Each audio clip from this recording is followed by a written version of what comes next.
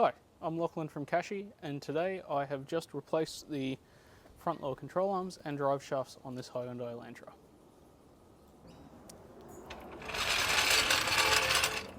Excuse me.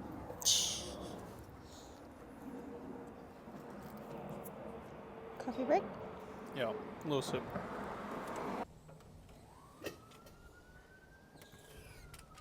Let's see if that's in the right spot. Wee wee. Yep. If that doesn't make it into the cut, I'm going to be disappointed. Oh, that one needs a little readjusting. I'm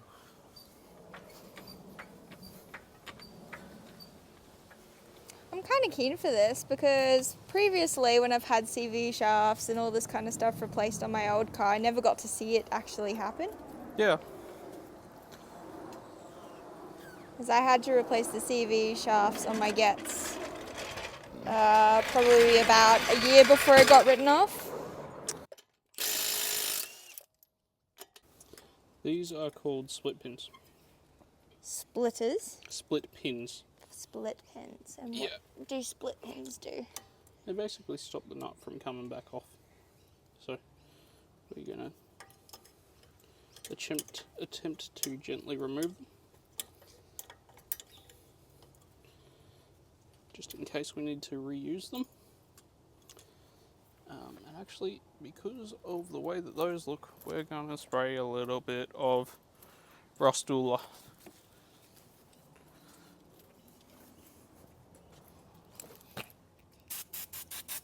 Nice. So what does that do? It just loosens the, it's called penetrating oil. It's meant to loosen up the nuts that are a bit rusted on or anything like that. I'm just doing the same thing over here. That'd be nice and easy.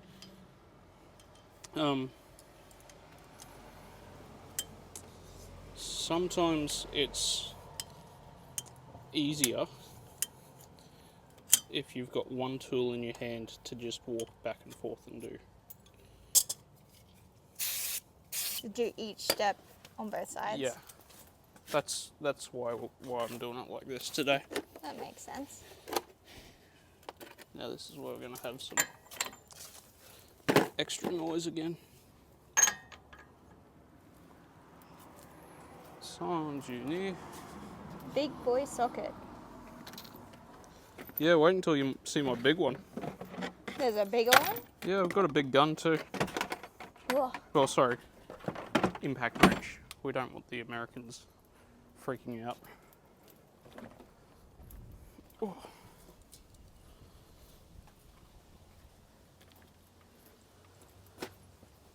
I can't hear a thing now. All right.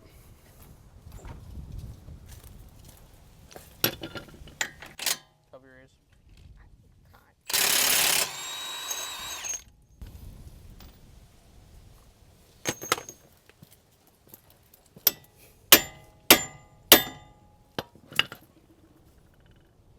Come to me, please. I've used a copper hammer for a very important reason. Do you want to discuss that? Yeah. Do you want to think about it? I couldn't provide any reasons as to why, but I'm sure you can. What is copper like as a metal? It's not a strong metal, isn't it? Not a hard Very metal. soft metal. Yeah. Very, very soft metal. That's as much as I could tell you about copper. And that it's like a certain colour. Yeah. Well, copper is softer than steel, which means if you hit on a copper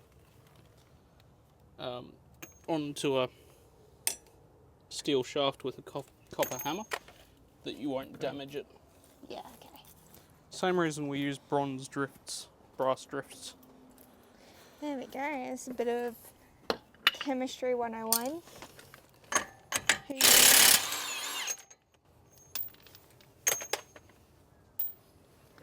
Who knew chemistry would apply to this field? Me, Yeah, I guess. I knew. Yeah, because you've done the thing for years.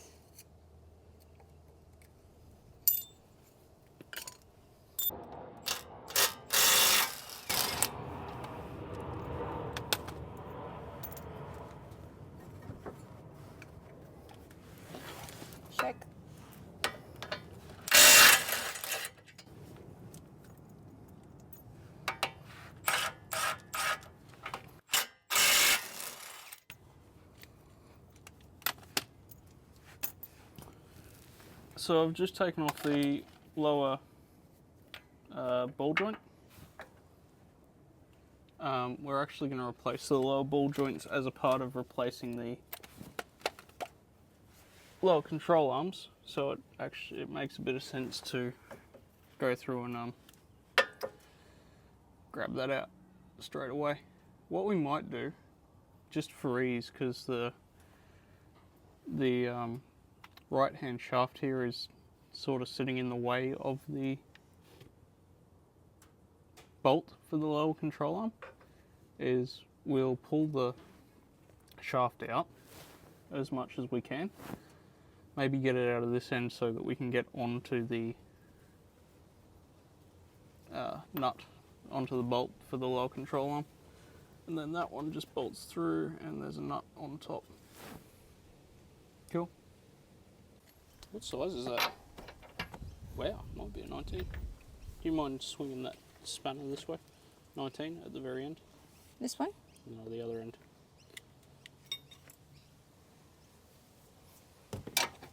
That feels about right. So, that's that, that's that. I bet this will be a 17 in here too.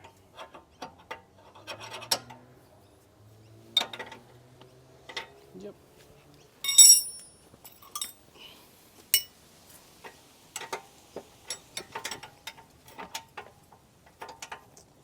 Got yourself a good spot there, Erin. Yeah, I thought I'd be able to get a better view from here.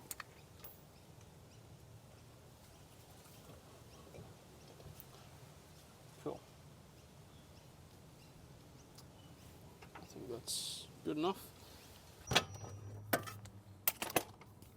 So, seeing as we don't know where we're up to when the camera cut out, I'm pulling off the bolts for the lower control arms to give me a little bit more room to get at the CV joints, CV shafts, whatever we want to call them. Make note of which way the bolts go through, obviously. For example, if you pull out the bolt and it's sitting this way, try to make sure it's going back in that way. It, in reality, doesn't make a huge difference, but say if that's related to safety somehow, like they predict that if the lower control arm fails or something and they wanted it to stay in a specific orientation, then we try to accommodate for that. There we go. Side one is removed.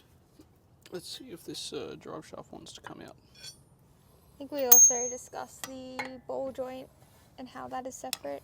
Yes, the ball joint on this car is a separate piece, but on a lot of cars it is completely attached to the to the front lower control arm, which makes it really easy.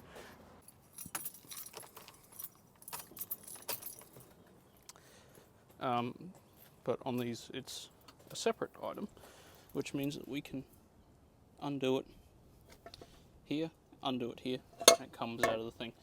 I replaced the lower control arms and ball joints together for a good reason. The good reason being that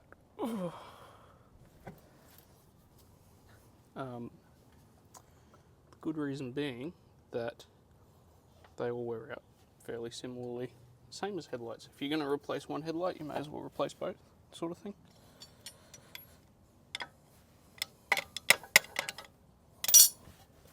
I've just turned the ignition on and off briefly so that I can turn the steering all the way to one side, and that's just allowed me to pull the strut and knuckle slightly further out so I can get to the CV shaft a little bit easier. Now, let's move over to the other side and repeat most of the progress we've made here. For this particular job, I'm going to make sure that we've got down some cardboard, because there's a strong possibility that some oil will spill out. And then I'm going to grab a nice, reasonable sized pry bar.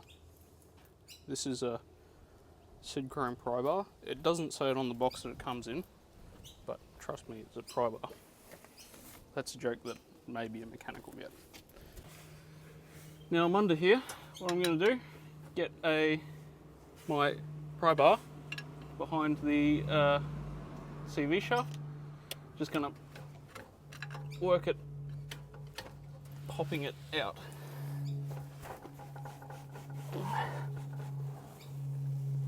Sometimes if this doesn't work, we move on to other more extraneous methods.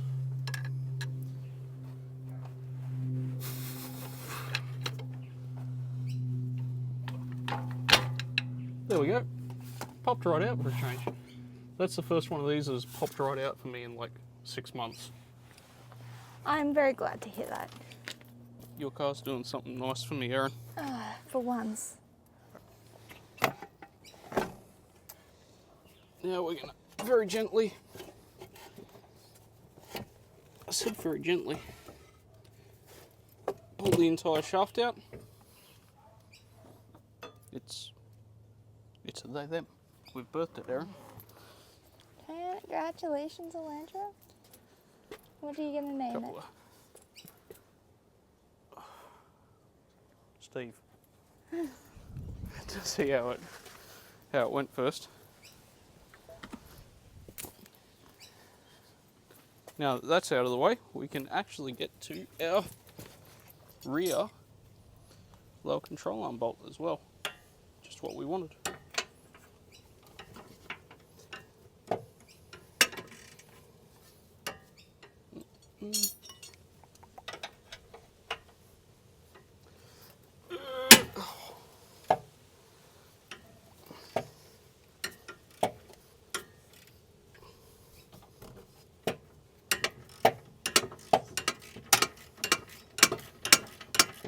Do you really like the sounds of my ratchet? Is this too loud for ASMR?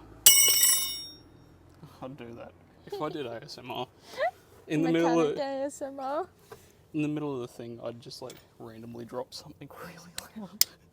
That was an accident. I'm sorry. I mean, in theory, this could sound actually like quite satisfying. Could be like KFC, satisfying. Very, look at how dirty I am. So that's the lower controller? Yeah, now, oh, look, remember what we were talking about before, right? Like, it's all just nuts and bolts. I've got a test for you, Erin. Oh dear, I don't like tests. Tell me where they come from. I don't know. And that's why, I'm not doing this. yeah, like, it's all nuts and bolts. When you get to the deep of it, it took me until I was a 3rd year apprentice to realise that all cars are nuts and bolts and computer logic, but we won't get into that. But the difference between a mechanic and someone doing DIY stuff is that I look at that pile of bolts and I'm like, I go, lower ball joint, rear bolt, front bolt, hub nut washer, 19mm spanner. Little question I have for those aspiring to be a mechanic. Yeah, How do you do that here in Australia? you become an apprentice, which is...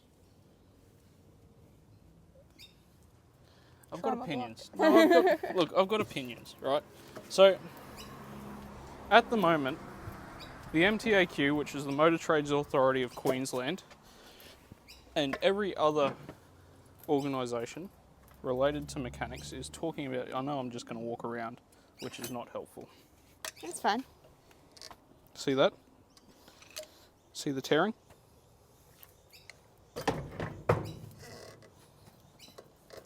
That's why we replaced them. Yeah. And see if I go the other way, see how it's actually started like making one big tear Yeah. on each side. So, Gotcha.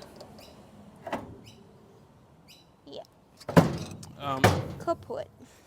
there's a point of contention for me because I if someone said to me, hey, I want to be a mechanic, I'd say, be prepared for not what you want it to be, right? The truth of the matter is most mechanics now are parts fitters.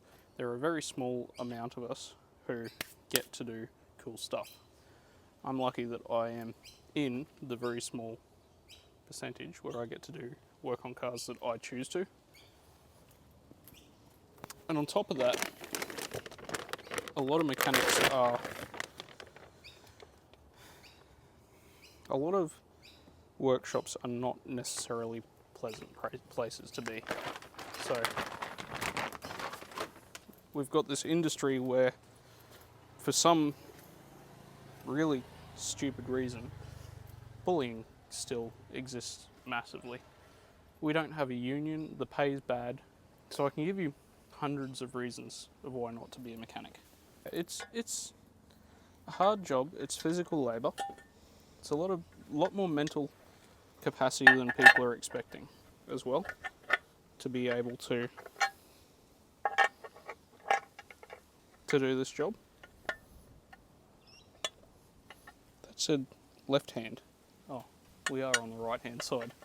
Makes sense why that says left hand. It's a lot more mental capacity than you're expecting. The hours are shit. The pay's still quite bad, especially if you're an apprentice. The conditions, like there's an expectation to be X% efficient at everything you do, which is really quite harmful. And it's not, you don't really do the jobs that you want to do until you're qualified, or that sort of stuff, or if you work in a very special kind of workshop, somewhere that does performance stuff. The truth of the matter is, we've got an advertising problem as a trade, where people sort of look at it as a fallback trade for if you don't get into a job that you want to do, or like they're reaching up to it, even though they're not prepared for like the ridiculous amount of mental effort that actually goes into it. So, my advice to people is, being a mechanic is a really cool job, so long as you own it, so long as it's what you want to do, so long as it's the work that you want to do. It's the same as any other job, right? And qualification-wise, what kind of qualification do you hold? Oh, that's another point of contention for me. In Australia, you either go through an apprenticeship program, or you go through a like a TAFE skills thing. The people that do the TAFE skills things are regarded as not very good at their job when they come out of it. So apprenticeship is really the way to go. And then you sign up. It's a 4-year thing. It's working in a workshop and going to TAFE on a semi-regular basis. And at the end of your 4 years, you'll get a qualification that says that I'm a mechanic. I do love my trade. I like working on cars. I like helping people. I like fixing things. But at the same time, we need to admit as a society that it's not actually a great system at the moment.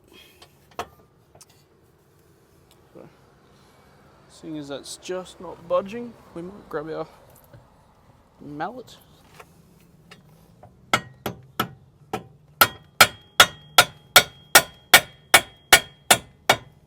Probably should have done that with the rubber one. There we go. So all we're doing now is come around this way a little bit. I was just tapping it so that we could get our joints to sort of sit in the right place. Now I've just got to get lift them up and wiggle them around until these bolts line up. So pop that back with my hand, do a little wiggle.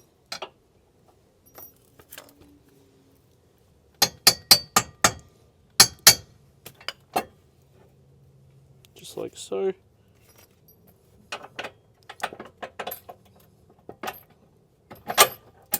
There we go. Pop the nut on.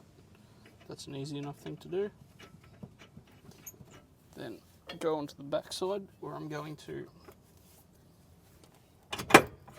just wiggle it around, get my nut and bolt ready.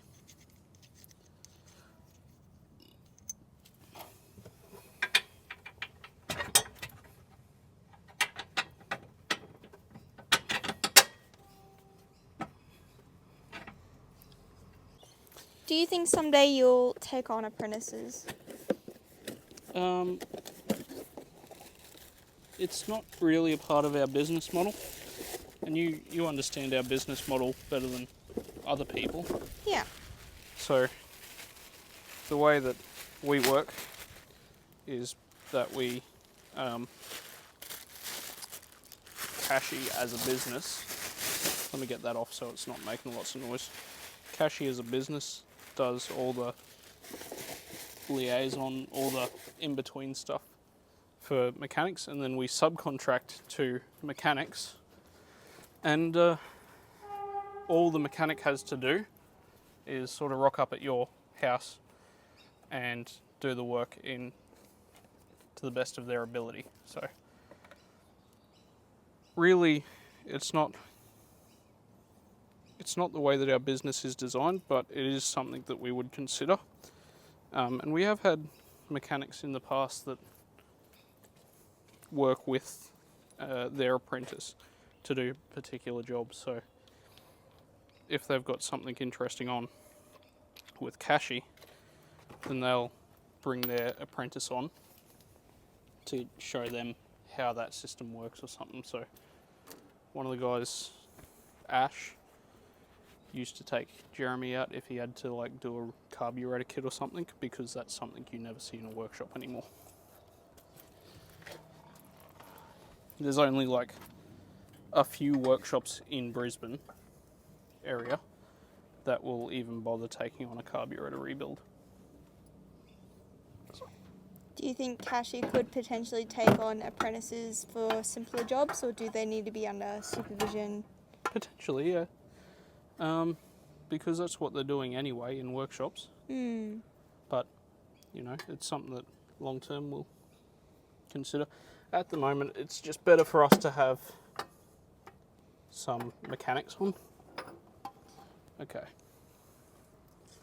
Now I'm going to get under there, and I'm going to line up the inside of the CV shaft with the hole that it's meant to go into. When you're setting the drive shaft in, we want to make sure that the splined section goes straight into the hole so that it doesn't notch the drive shaft seal in any way. And we want to make sure that we're not pushing on the exterior boot or the interior boot here against any sharp things, because what's the reason that we're placing these, Erin? Because they are tearing. Yeah, so we don't want to introduce tears before we've even had a chance. So now that's lined up on the inside, so I'm going to, as gently as possible, maybe, you know what, we might do this slightly different. You stay there.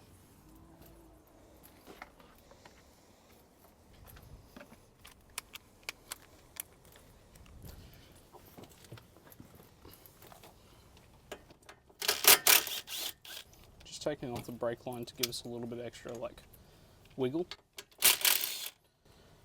so that we're not like stretching anything that we don't have to. Pull it out nice and far. Sit our CV shaft in the thing, gently push down on our lower control arm.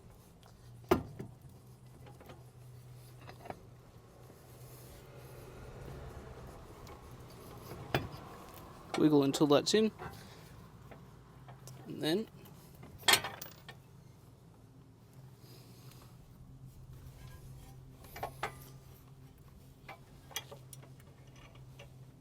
we just want to put in our lower ball joint. So, I'll probably straighten up the steering a little bit, maybe. There we go, makes it a little bit easier.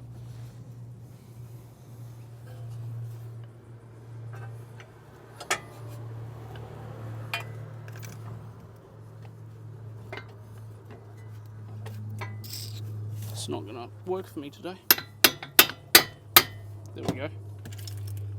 Yeah, I don't think it was seated quite all the way on the inside.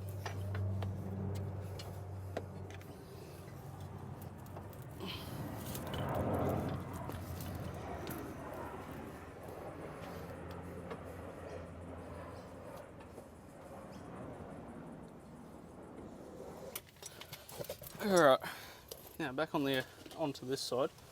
I'm going to pull the steering back over a little bit, make life a little bit easier for us on this. Because the drive shaft on this side intersects with the with the lower control arm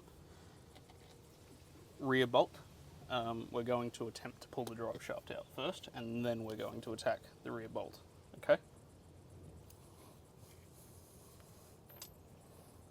It may not look like that's what I'm doing, because I'm going straight onto the front bolt of the lower control arm, but that's my plan overall. Bit of noise.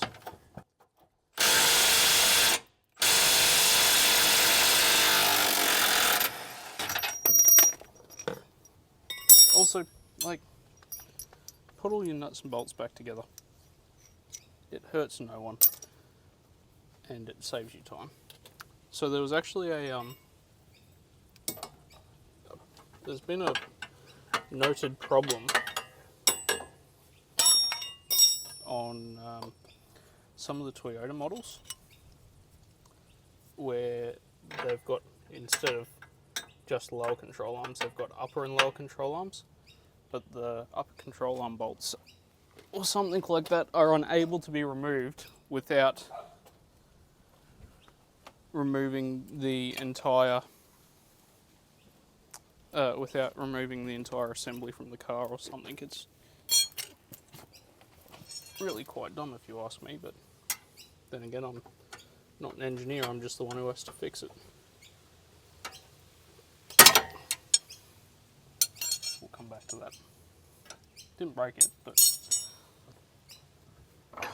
I know when to admit the battle's lost. Oh. There we go. So I pulled the steering out to make it a little bit easier to get at. And then we're going to jump under the car because we need to pop out the CV joint from the inside. I don't like those bolts. We're not using those. We're using the original ones. So make sure that we can get our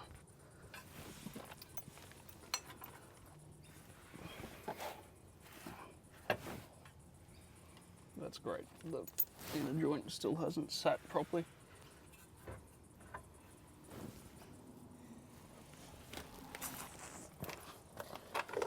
I'll do this slightly different on the other side now that I've had a learning experience.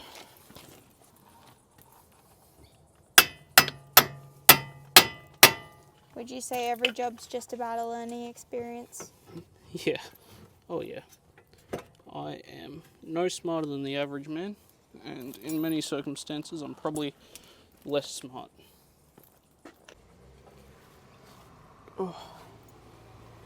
For example, the smart man wouldn't have just gotten all of the sunscreen in their eyes.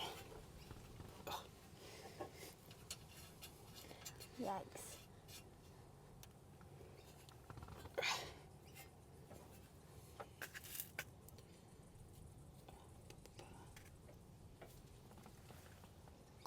I'm grabbing the screwdriver that we had before this. Oh, actually, I've got one just here. Maybe this will work. One I prepared for you earlier. It will not, but...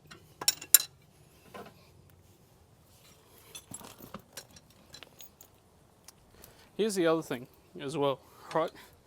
Because there'll be someone out there potentially that watches that goes, oh, that's a really stupid way to do that. And you're right. It is. Congratulations. I've got no idea what the best way to do this is because I've never had to do this before on this car. But part of being a mechanic is figuring out how everything works, how every car goes together. Do you get many Elantras of this age, this series? Yeah, plenty for oil changes, but you know, a lot of people nowadays, because money's so tight, they just turn stuff down until they can eventually save up to buy a newer, better car, which is fair.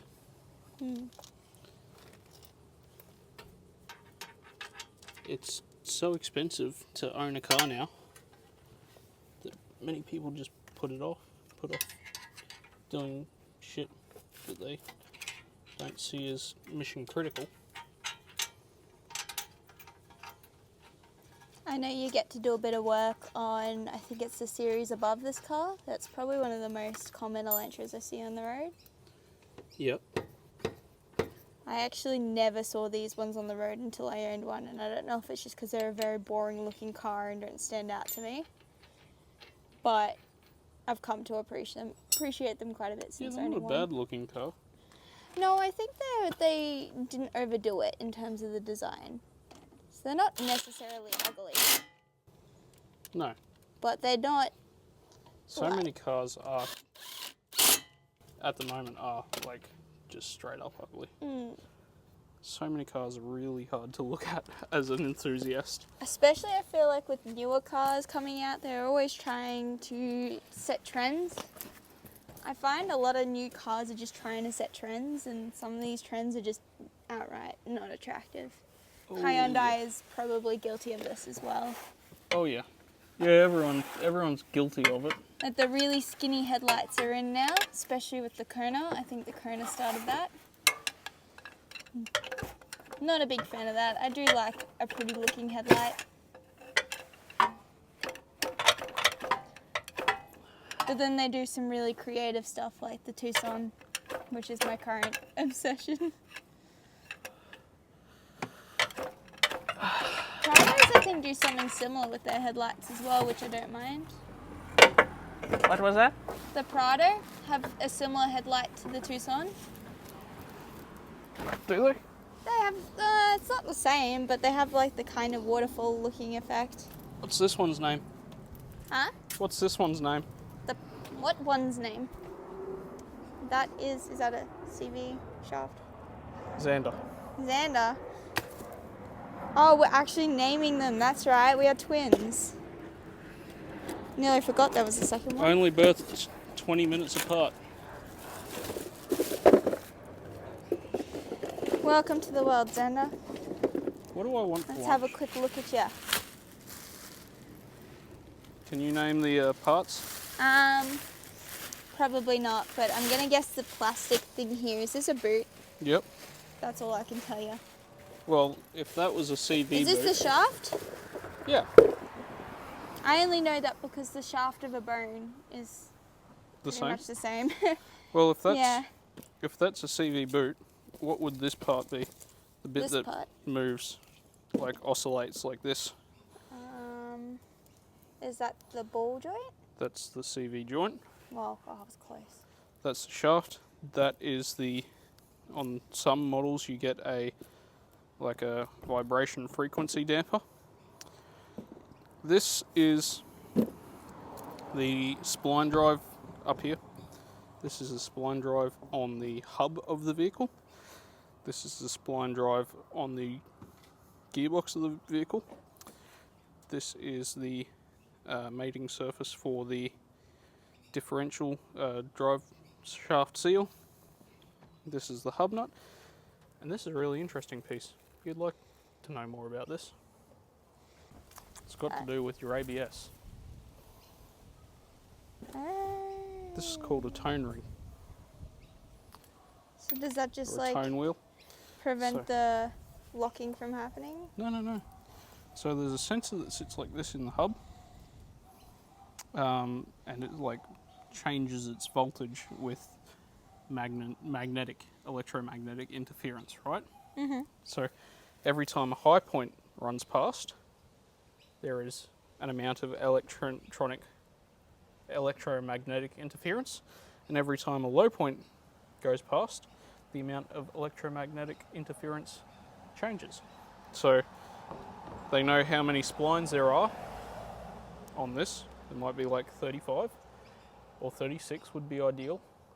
And they say, okay, every 36 times we see a tooth go past, that is one turn of a wheel. And if then all of the 3 of the wheels are turning, and then all of a sudden this wheel shows 0, and there's brake pressure, they know that this wheel is locked up. So they release that wheel with the ABS solenoid. That's cool. Very clever. There we go. Fun fact about my ABS, it's been replaced under warranty. If you own a Hyundai... Yeah, I did that. Did you have to do one?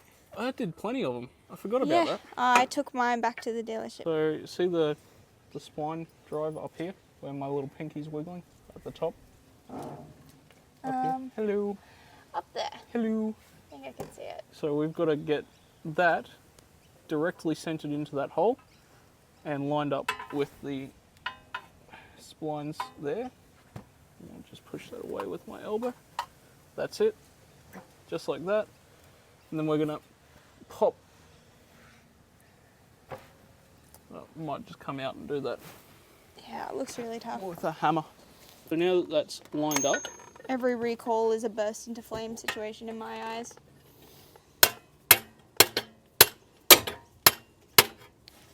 just make sure that seats all the way in, which hasn't yet. I would like for that to be out of the way. You feeling handy? Do you want to hold that? Let's see. It's heavy. Yeah, it is. There we go. That's seated. You saw it go in like a fair bit extra. And we're going to pull that all the way out. Oh, we're going to stop there for a sec. Okay. Because it wants to stretch those brake lines again. Okay. So,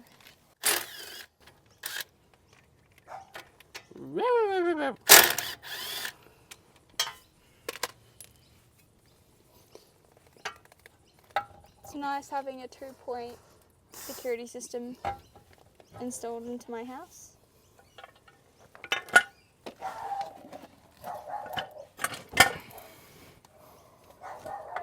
Now the other point's going off.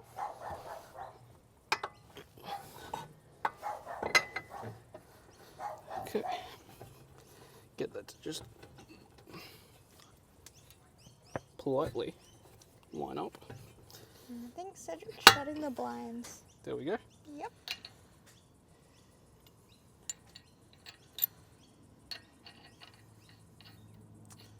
Alright, everything's back in. Now we're going to go for the control arm itself, which is now burning hot because it's been sitting in the sun. So, when I'm installing CV shafts on the outer spline drive, which is on the hub instead of on the gearbox, I always put a small amount of copperies, anti-seize, that sort of thing, because it prevents the shaft from seizing into the hub long term. So what I do, I grab the shaft, wipe it around, do some inappropriate gestures at it, so that there's grease all up and down the shaft, but only the smallest bit. Doesn't need to be a lot, just a little bit. And then it can be installed in the car. Then we're gonna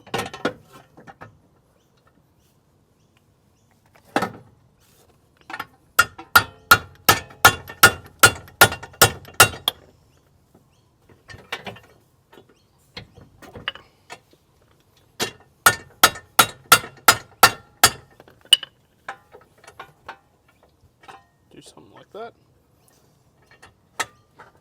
See if we can get this front joint lined up. Really is a bit of a juggling act because I want everything to move. This is probably the worst thing about being on the roadside by yourself, is you want everything to be in just a position and you can't get someone to like just give you a hand with it. That's all right. Do you need to hold anything? No, I've come to get used to it.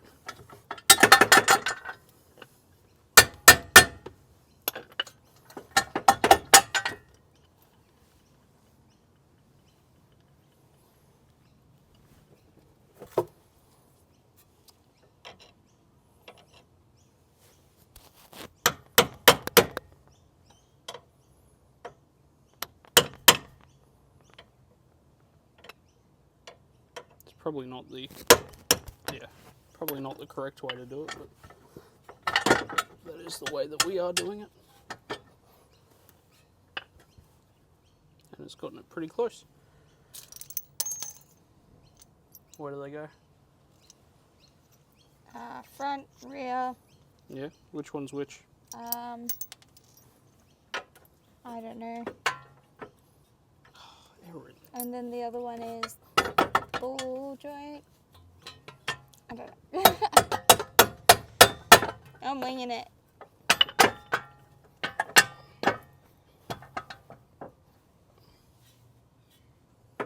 So the smaller one goes in the rear on this car. Okay. The smaller, like the narrower shank size, goes in the rear. The bigger shank size goes in the front. And the two shorter bolts go into the lower ball joint.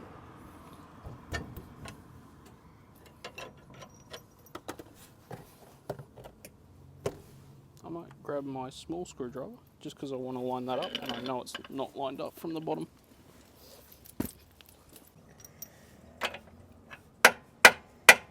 No go. The bolt hole is, let me see, slightly misaligned, so I can get in there, Jesus, with the screwdriver and manipulate it until it lines up just the way that I want it to. There we go, see? Lovely. There you go. A little screwy. Just gonna tilt this ball joint over a bit so that it lines up easier.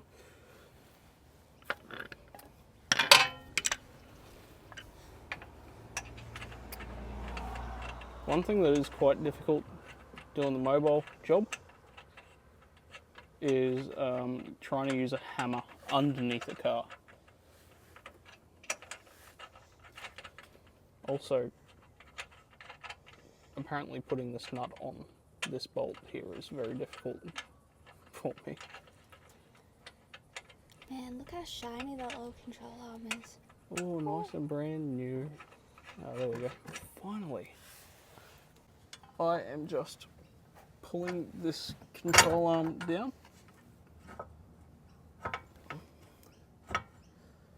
And trying to line it up with the ball joint bolts.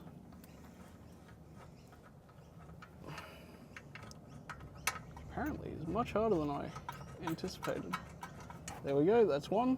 And then we just need to manipulate the other into location.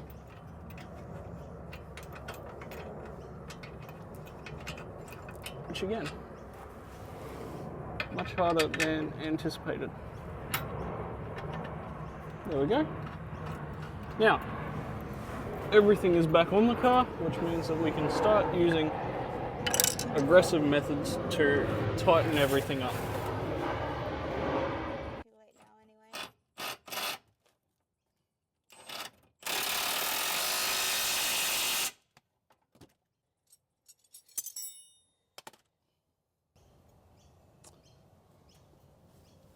we've made a mistake. Oh no! Explain this mistake. We did something that we said we wouldn't. We put the drive shaft back in before we tightened up the lower control arm bolts. Oh dear. And how are you planning on resolving this mistake? I don't know. Let's find out.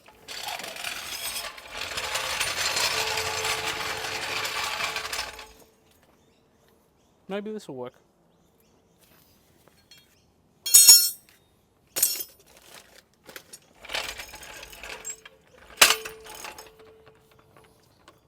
Now they say that you should use, that the vehicle should be on like flat level ground anyway when you do up.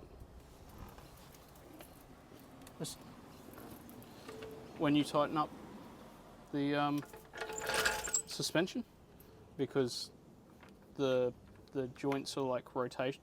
They have a they can sit in one spot, and if they're sort of like out of their place, then they can put like excess force on them. So what we're going to do to maybe resolve this and actually do the thing that we want to do anyway is tighten up the ball joint, jack up on the ball joint,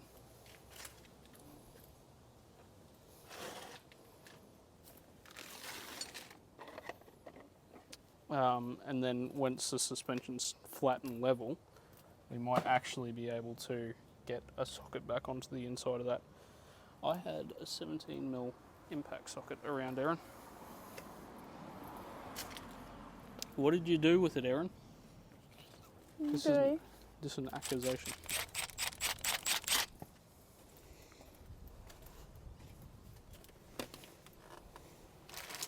Oh, there it is, where I left it. Oh my god, it's a 19.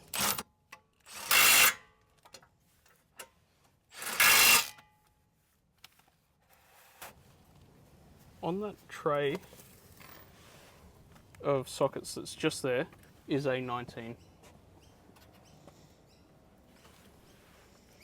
Deep impact. Let's see if Erin can figure The out dark coloured one at the rear. Twist. Wait. Twist left. Twist left. Other left. Other left. Left.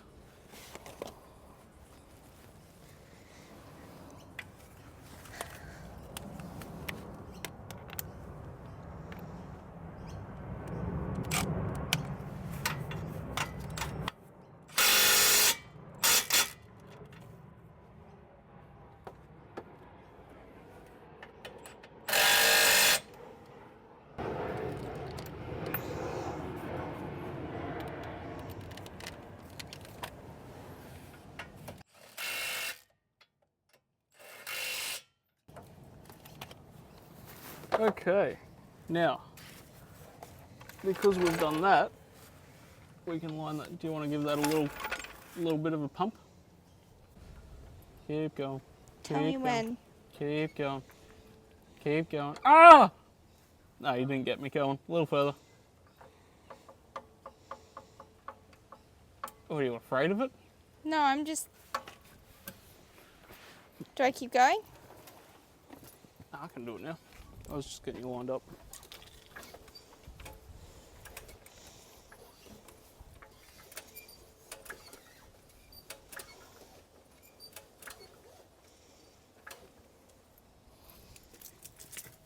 And that is how you overcome a problem.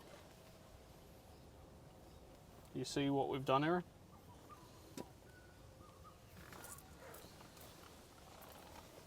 Before, the drive shaft angle was too low, so this harmonic dampener was in the way of this bolt. But by raising the suspension height slightly,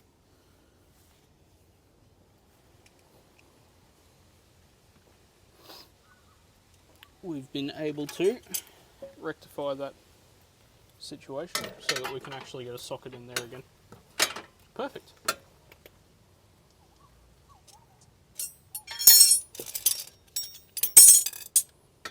And now we don't have a 17mm spinner.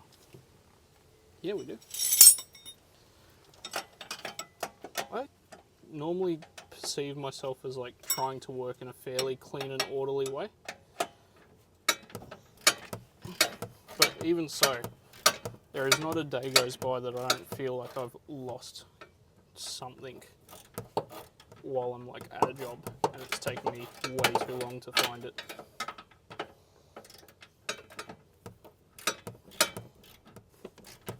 What do you think? Opinions? Do you have opinions? Nah.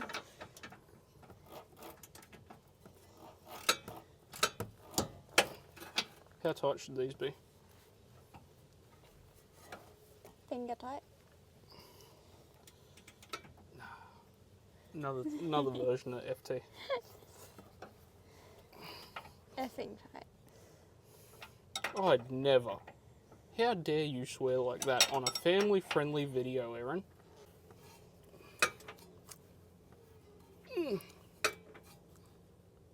I think that's tight. So, all of these are tight.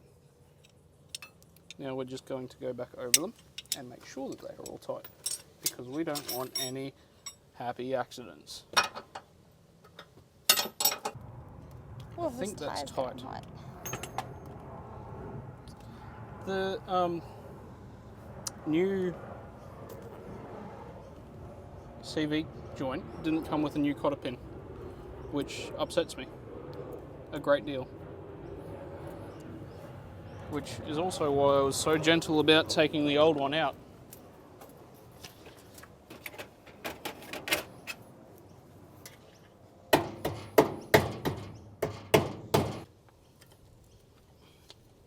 I'm actually a bit disappointed that this didn't come with new cotter pins, split pins, whatever you call them, whatever you want to call them.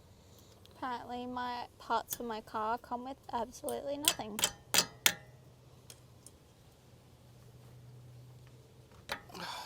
That's how I like them.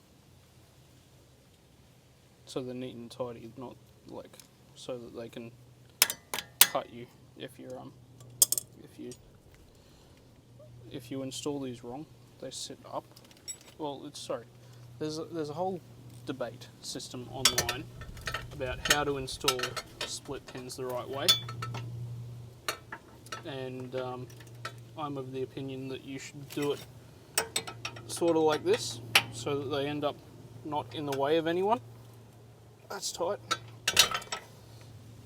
But there are other people out there who believe that just splaying the ends open and leaving them like that is okay, and I think that's kind of like significantly increases the risk of self-injury,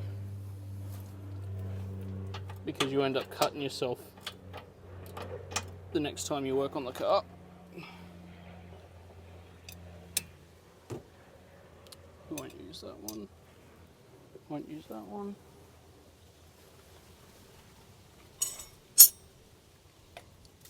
Are you seeing what I'm not seeing? Am I doing something wrong? What's up? Did I take the 19mm spanner somewhere else? Oh, I remember what I did with it. Alright. I thought I saw a brand new cotter pin in here, which is the way it should be.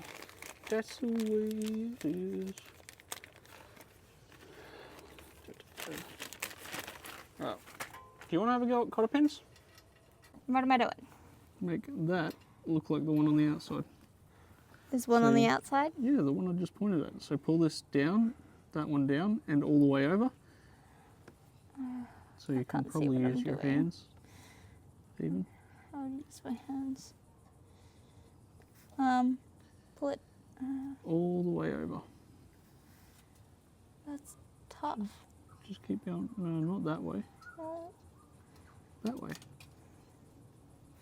Also, like towards. Yeah, towards where it came from. Don't cut yourself. That's why I use the side pins, the side cutters normally, and then you can use the side cutters to trim that a little bit, Trim, as in...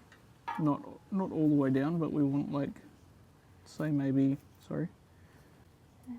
So like here? No, that's not cutting it at all. No, but I'm just saying A little here. further. A little further. Stop. A little Here? too far. A little further out. Yep, perfect. Perfect, and then just cut. Cut. Close your eyes. Fuck.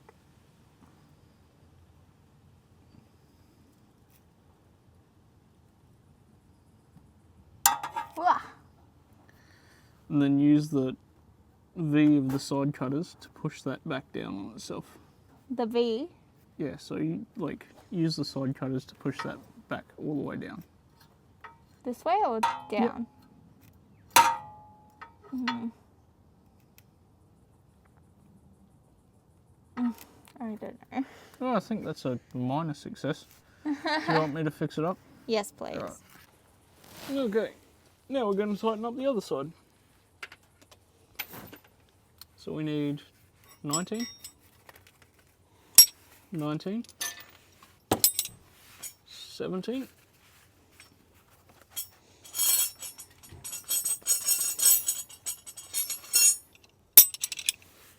there's a 17 and a 22 socket there as well.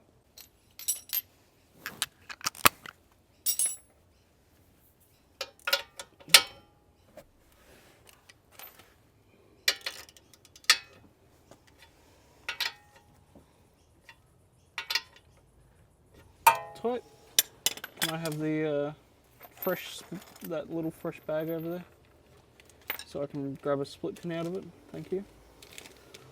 Thank you.